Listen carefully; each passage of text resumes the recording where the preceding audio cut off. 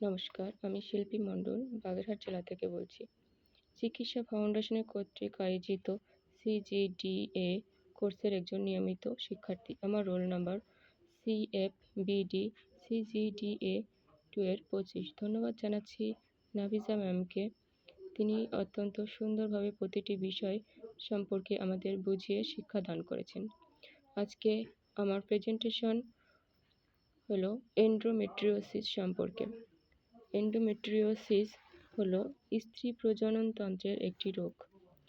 সাধারণত আমরা জানি প্রতি মাসিক চক্রের জরায়ুর পর্দার লেয়ারটি ঝরে পড়ে মাসিকের রক্তের সাথে যোনিদ্বার দিয়ে।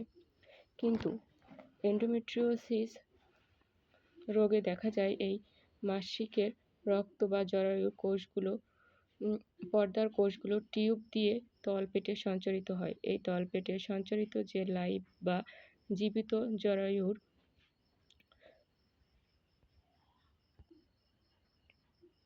পর্দার কোষগুলোই এই রোগের মূল কারণ। জরায়ুর পর্দার যে কোষগুলো মাসিক চক্রের সময় তলপেটে যে সঞ্চারিত হয় সেটি সঞ্চারিত হতে পারে ডিম্বথলির গায়ে, ডিম্বনালীতে, মলদ্বারের গায়ে, তলপেটে আবরণ, জরায়ুর পেছনে।